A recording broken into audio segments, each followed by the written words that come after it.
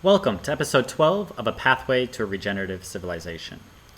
I've been your host on this journey, Reiki, and as always, this is a pathway, not the pathway, meaning everything we discussed here and in previous episodes is up for co-creation and evolution, as more wisdom continues to come to this table to better design these tools to meet ours and humanity's changing needs.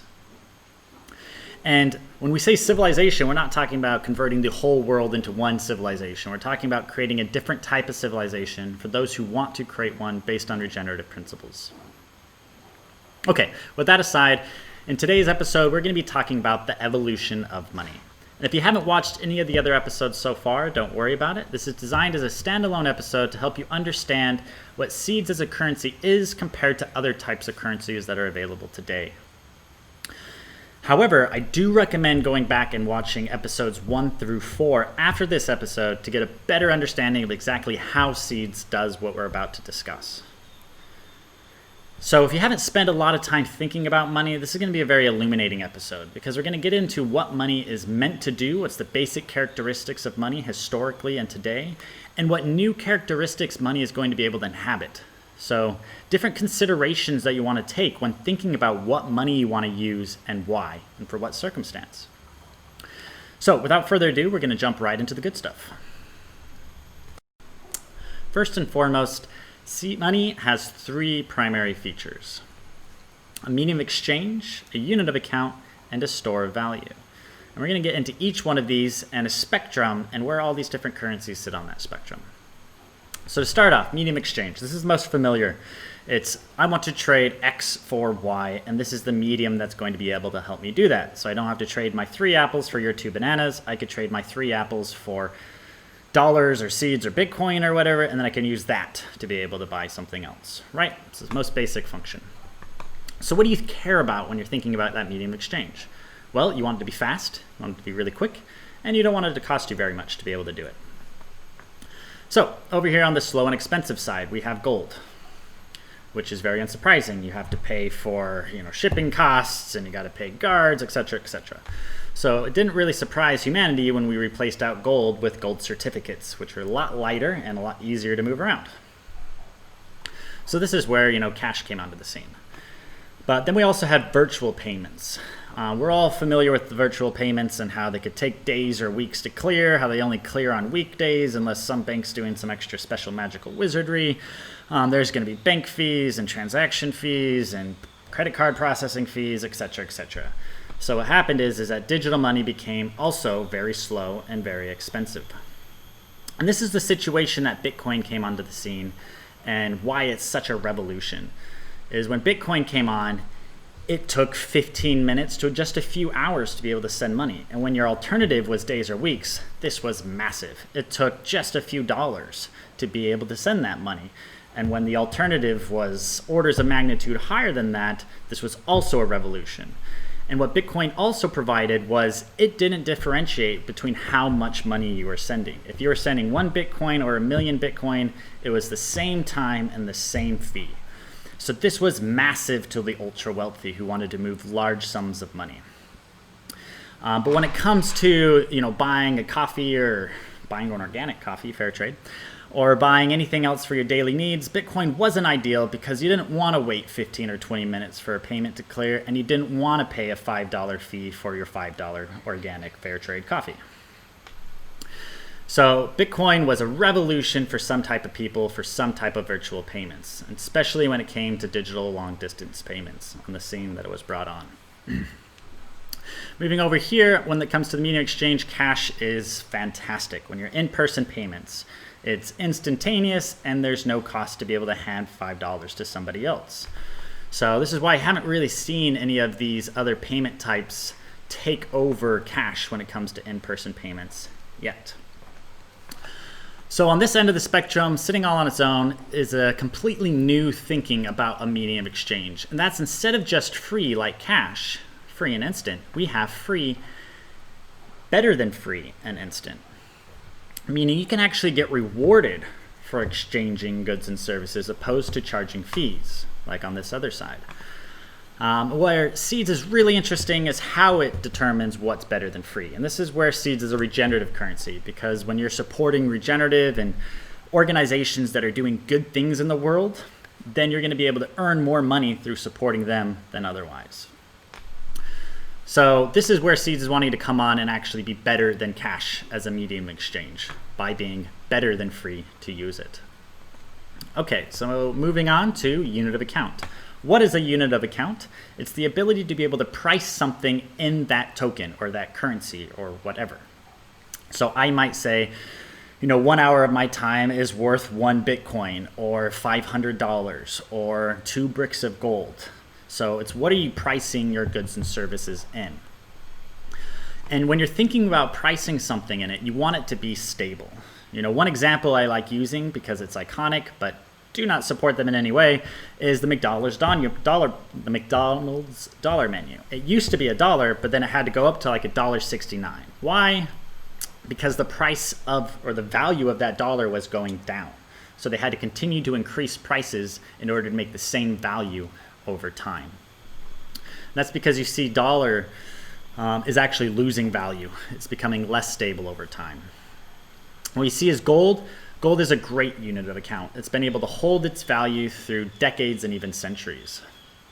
What you see is dollars going up in value gold is going up in value relative to the dollar, mostly because the dollar's been losing value. So it looks like gold is more volatile than dollars, but the reality is dollars are losing their value while gold is being better at holding its value. So it might actually be better to start, pricing your goods and services in gold than dollars. On this end of the spectrum, this is where we bring in the 2 different versions of SEEDS. So SEEDS has brought on a completely new thinking of how we can design money, meaning it's designed a currency that's intended to evolve over time as it matures. So we have version 1, which is SEEDS today, and we have version 2, which is SEEDS in the future. And they behave under different economic and financial protocols. And if you watch episodes 1 through 4 of this Pathway to Regenerative Renaissance series, you're going to be able to get a full understanding of what those protocols actually are. Either way. So version 1, which is the SEEDS that exist today, is a fixed supply currency. There's only 3.14 billion SEEDS that exist, period. So that's a problem for being a unit of account because it's very volatile. As there's increasing demand for SEEDS, the price is going to be reactive. So you're going to see that volatility in the value of it. So you don't want to price your goods and services in SEEDS just yet. The same is true for Bitcoin. As more demand increases for Bitcoin, the value of Bitcoin's been fluctuating wildly, which is why you've seen that high volatility of Bitcoin. But as Bitcoin matures, it's moving more towards stability. But as we see with dollars, as they continue to print more and more money into existence, it's actually becoming it's losing its value, so it's moving more towards volatility against other instruments. What we see with version 2 of SEEDS is it's designed to be stable. So it's designed to change the supply of currency to meet changes in demand so that the value of the currency remains more stable. So that's one of the major Renaissance abilities we're wanting to bring into SEEDS, is something that is truly stable, that's purchasing power stable over time, opposed to some of these other instruments that are more volatile and have been losing their value historically, like cash. Also, I really like using this example. Imagine I took out a Bitcoin loan 10 years ago. I took out 100,000 Bitcoin loan, which 10 years ago would have been a few $1,000s, and I used it to go on a trip.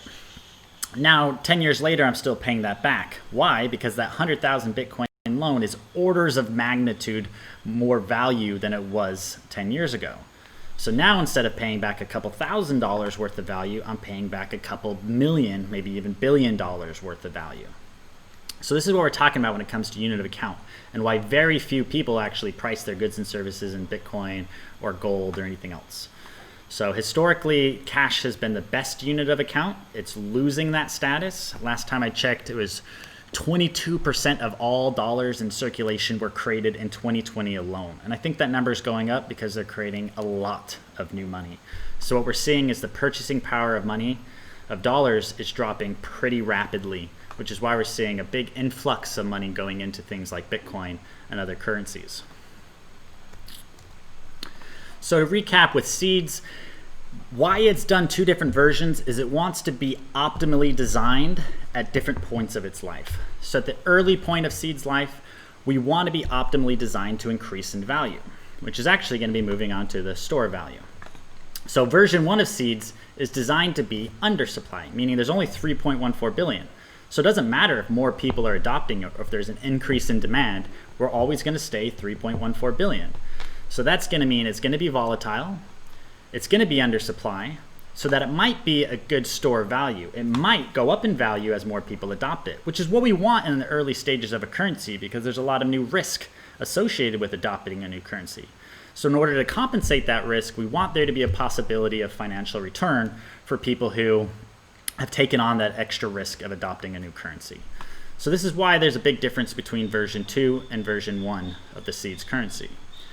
Okay, so getting into the store value. So what does it mean to have a store value as a currency? It means that you can hold your wealth in that token, in that instrument, and have faith and trust that you're going to be able to continue holding your wealth in it.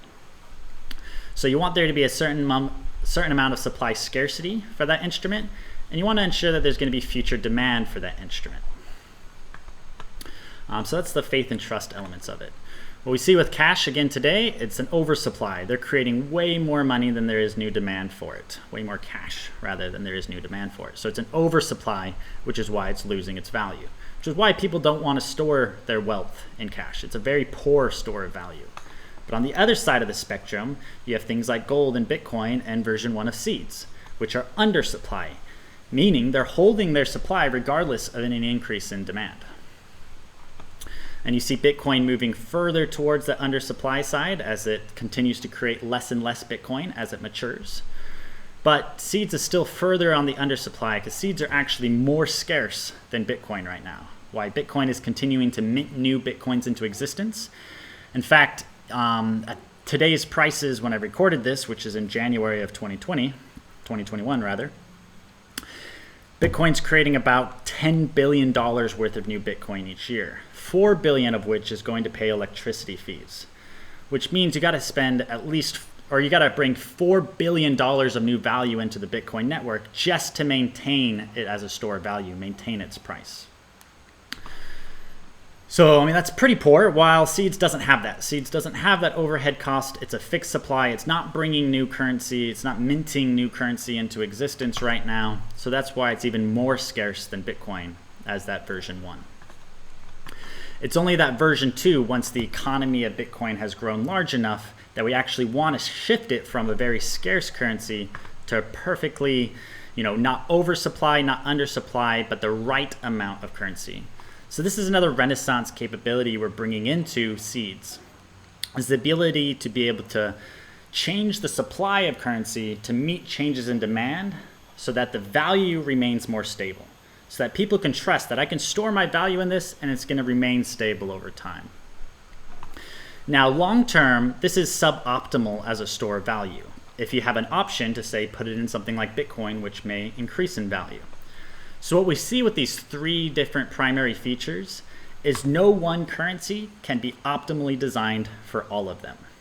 Because if you want an optimal store value, you want something that's going to be increasing in relative value. But if you want a unit of account, you want something that's going to be staying stable over time. So something that's optimally designed as a unit account is going to be a suboptimal store of value, and so forth. However, there's a little bit of an interesting dynamic here, because for it to be a true store of value, when you know there's going to be future demand for it, is you also want it to be a unit of account. If people are pricing their goods and services in this token, you know there's going to be a future demand for it, which is that position that cash has right now. So this is the understanding that SEEDS has taken, is it feels like it's best to be a really, really stable unit of account for version 2, so that there's going to be a future demand for it because people would rather price their goods and services in something that's more stable, like SEEDS, than something that's losing value, like dollars, or something that's highly volatile, like Bitcoin. Okay, so these are the basic features of money. I could probably spend a lot more time here, but I'm going to move on because this next part is really, really interesting. And this is the future considerations of money.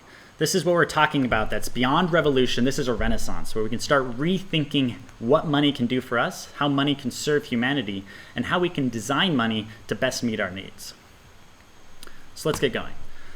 So here's some considerations when we're looking at new types of currencies. One, what is the network cost? What is the cost for maintaining that currency? Two, how is it governed? Who has a voice? Is it transparent? Do you understand what's going on? Are you able to see what's going on with that currency? And finally, what's the relationship to the ecology? Because none of this stuff matters if we destroy our planet. If Earth becomes unlivable, then it doesn't matter how our money is designed. It doesn't matter what our financial and economic systems look like on an unlivable planet. And this is the core reason why SEEDS even exists. SEEDS is designed primarily to create a regenerative civilization, to heal our environment. All right, so let's get into each one of these. So we have network costs. So gold, sitting over here on the massive side. We are literally tearing apart our world to take gold out of the ground, mine it out of the ground, melt it down and smelt it into gold bars to put it right back underground in a vault guarded by humans, putting all of this energy and waste into taking this, gold brick essentially and locking it right back up underground. So the energy cost of making those gold bars is extremely high. The ecological resources, destroying our environments is extremely high. The human time that's going into making those gold bars and guarding those gold bars and transporting them, etc., etc. Gold is a massive ecological disaster. Right next to it, we have our current financial systems. Also a massive ecological disaster. All the ATMs and banks and, again, guards that are going in to guard those vaults. And the time going into actually creating physical money, etc., etc. That's another massive cost associated with maintaining that currency system. And then we have Bitcoin. As I mentioned earlier, Bitcoin's paying around $4 billion on electricity costs. It's using about as much electricity as the entire country of Chile to maintain its network. And that's today when there's less than 1% or maybe 2%, if we're being really generous, adoption of the Bitcoin network. If that continues to increase, it's going to go up in its ecological costs and its energy costs. So what we have here is these are three, current uses of money, and they have really, really high costs associated with them. And on our side of the spectrum with SEEDS, again, since it's our intention to make something that's beneficial to humanity and the environment, it needs to have a very low cost associated with it. So for example, if Bitcoin is paying $4 billion in electricity fees and using as much energy as the entire country of Chile, SEEDS is using about as much electricity. Actually, the entire network that SEEDS is existing on top of, which is doing a lot more than just the SEEDS currency, uses about 133 households worth of electricity a year. So it's orders of magnitude more energy efficient than any one of the current options. And this is what we want to see with new forms of money, is to ensure that they're being very efficient when it comes to these costs. Next up is voice and governance. Now this is something that's entirely new. We never really thought about being able to have voice in the governance of the currencies that we're using. People are just using dollars and just assume that these are dollars, they exist, and why should I have a say in the creation and how these things are being used? But what's really, really powerful with this revolution, and why I say revolution is this is why Bitcoin came onto the scene, is they didn't trust how the current financial systems were being created. There wasn't a lot of transparency in where that money was going. For example, it was right before 2001 that the US Pentagon announced that they lost $11 trillion. That's an enormous amount of money that they just can't account for anymore. That lack of transparency is what allows for just enormous sums of money to go and finance things that are probably very questionable to the benefit of humanity. And then we have the voice and governance. How is that money being created? The people didn't have a say if we should spend trillions of dollars bailing out banks and bailing out massive corporations when they've just been giving themselves big handouts. Humanity didn't have a say when we subsidize oil and gas industries to $5.4 trillion to make them cheaper than renewable energy. And that's in a single year. So humanity didn't get a choice if we should be inflating to death the currencies that we're using. And that's literally robbing people who are using that currency. It's robbing them of their purchasing power. We didn't get a say if that should be happening. We didn't get a say if new money should be made, where that money was spent, any of it. So that's what we have over here is we have no voice in the governance system of the gold bars. Those are just created. We don't get a say of how much new gold should be created or if it should be created or any of that. Nature has a say in all of that. So we have no voice in the governance over here. Our fiat and financial currency systems, dollars, euros, etc., we have no voice in the governance there, and we have very little transparency, if any of all, of where that money is going and how it's being spent. For example, again, Pentagon can lose 11 trillion. How does that happen? Then we have Bitcoin. Bitcoin's quite in the center because it's extremely transparent. You can see everything that's happening, although you don't entirely know who's behind the accounts. There's some pseudo-anonymity there.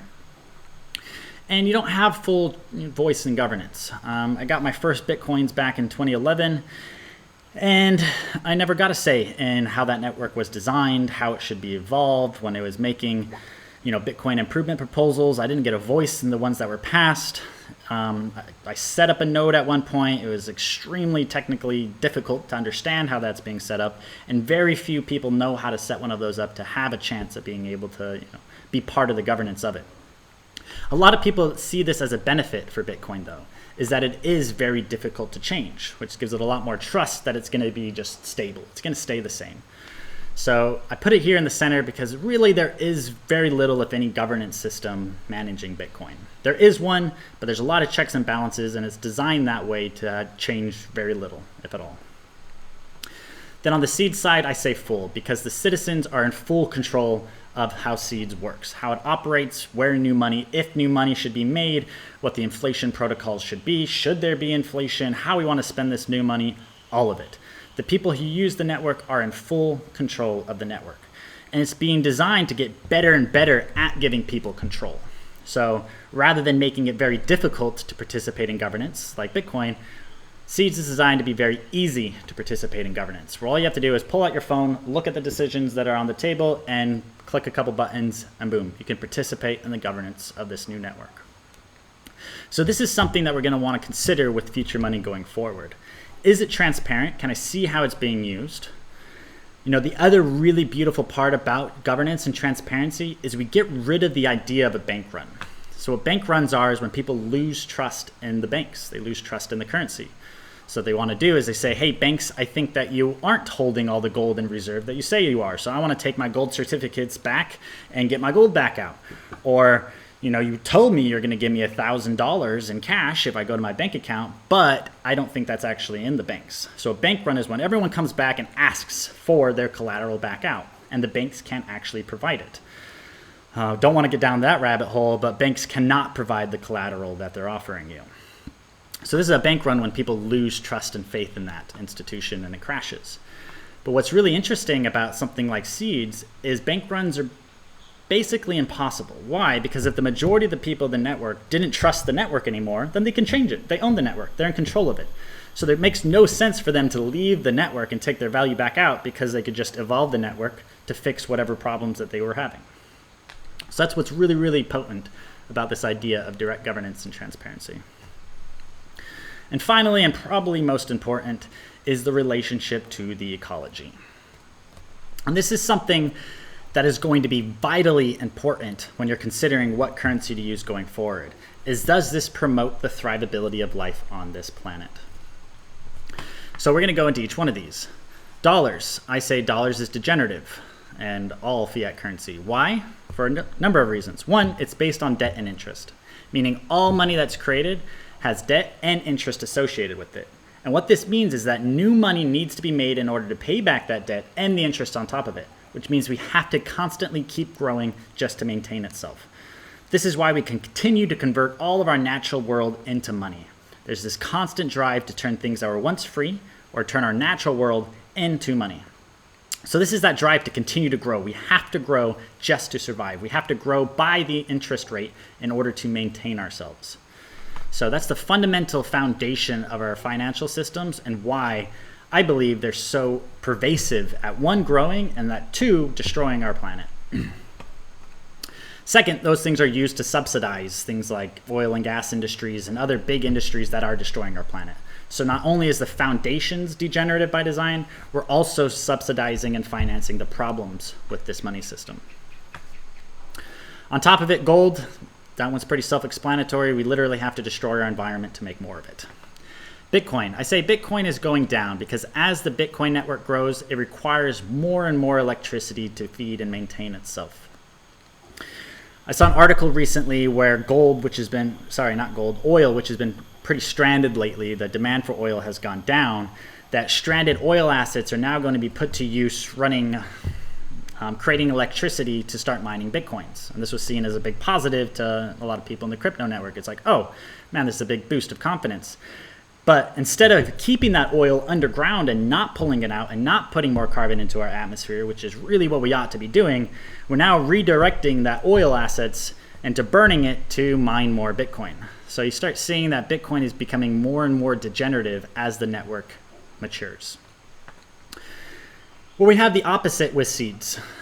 SEEDS in version 1 right now is going towards organizations and groups that are healing our planet. So if people are going out there and planting trees, we just subsidize trees being planted right now, learning about regenerative activities, creating eco-villages, and doing all these things that are going to be really healthy for restoring the life and vitality on our planet, we're financing those things today. Second, in version 2, where it's a more stable currency, it's not being created with debt and interest, which means we don't have to continue to grow our economy just to maintain itself. We're only creating just enough currency to be able to meet everyone's needs. We're having that perfect balance where we don't have to continue to grow and we don't have to shrink. We can just stay stable, a steady state humanity, which is so important to the relationship to our ecology, because that means we don't have to continue to convert our natural world into money in order to maintain ourselves. Finally, what's really interesting about that stability is we don't want our money, our financial instruments, to be more valuable than our natural world. For example, if you can sustainably harvest a mature rainforest for infinitely at a 5% return every year, that would be really powerful if your money system was giving you a 0% return. But if a money system such as Bitcoin could give you a 100% return, then all of a sudden we've created an incentive to clear cut that mature forest and trade it into Bitcoin in order to make a greater return than sustainably harvesting it. And this is what we're actually seeing with all this financial speculation going on, is we're saying that illusory instruments like Bitcoin and dollars and things like that are more valuable than our natural world. So what we've signaled as a civilization is it's better to clear cut a mature forest and buy Bitcoin with it than it is to leave that forest and mature and sustainably harvest it. And this is a really deep concept and one that's vitally important for us to fully understand, is that we do not want financial instruments that are more valuable than the natural world. Otherwise, we start prioritizing those financial instruments over our natural world. So, SEEDS is designed to be regenerative. It's got a lot of features in it right now that are already focused on regeneration, such as rewarding people more for supporting regenerative organizations and ones doing good in the world, opposed to the degenerative organizations. So we're creating financial incentives to help those organizations out. We're giving alliance grants, which is a share of this new currency, to all those businesses and organizations that are focused on healing our planet. We're subsidizing things like planting trees, setting up local gardens, going out there and doing good deeds. Education, we're actually making better than free universities where people get paid to go to university opposed to having to pay fees. So all of these features is what we're going to see in a currency that's designed to be regenerative. Moreover, this is version 1. So as I talked about with this idea of direct governance, is as more wisdom comes in the table, as the network continues to mature, we can continue to evolve this currency to be more regenerative. Maybe we want to start tracking soil quality and paying farmers directly who are increasing the soil quality and planting more trees and sequestering carbon. We can start doing those things. So instead of our current financial systems that are subsidizing the problems, we can start subsidizing the solutions. And this is why something like Bitcoin, it's incapable of doing that. All it does is it makes new Bitcoins and it gives those to people who are burning electricity. So yes, it's creating security for that network, and there's reason for the Bitcoin system to exist. And I'm not trying to hate on that one too much, but it's inadequate to be able to address our ecological crises. It does absolutely nothing to address those crises. And I think it's vitally important for the new currencies that are coming online to start addressing those. Otherwise, all of these experiments we're putting to use right now are null and void if our ecology fails. All right, so to sum up, I'm going to go back to the first one and just do a quick recap. 3 primary features: medium of exchange, unit of account, store of value. No currency is going to be optimally suited for all of them. In fact, instead of storing our money in US dollars or euros or anything, Hypha, as an organization which I'm a part of, we store most of our treasure in Bitcoin because it's under supply and it's going up in value. So that's great. So between Bitcoin and SEEDS, this is where we store all of our value. So a store of value, Bitcoin is great at, and I also think that's why Bitcoin's not going away anytime soon, because people want to see that big store of value. Even though I don't think it's good for the environment, I don't think it's going to solve our ecological crises, it does meet a need, and it is better than gold. So we can stop tearing up our earth and causing all the ecological crises that gold is causing right now. Unit of account, you want something to be able to price it in. You don't want to price it in Bitcoin or gold because those things are too volatile. You'd much rather price it in something like version 2 of SEEDS, which is designed to be stable and actually hold its value. Medium of exchange, you want something that's going to be rewarding you for exchanging it. Or at the very minimum, you want it to be free and instant. And this is what SEEDS offers. Global payments that happen in half of a second, and they're free to use. And again, if you're supporting organizations out there doing good things in the world, you actually get rewarded for making those exchanges. And then the future considerations. You want to think about what is the network cost for maintaining that network, because this is going to determine the price of that currency too. Because Bitcoin costs 4 billion, and that number's rising a year to maintain that network, which means you got to get at least $4 billion worth of new currency into the Bitcoin network in order to maintain its price. So this is something that you really want to consider when you're thinking about what currency to put your value in. While alternatively, the entire SEEDS network and everything it runs on uses a fraction of 133 houses of electricity a year. So the network cost is incredibly low. Then you want to think about voice and governance. Do you have a say in what's happening, and can you see what's happening so you can trust it? Because having trusted currencies that you can be participating in the governance of is what's going to drive the future of money. And finally, and most importantly, the relationship to the ecology. Is this currency designed to heal our planet, heal our communities, and create a more beautiful world for everyone living on it? If not, why are we even creating that currency? We're playing more speculative games.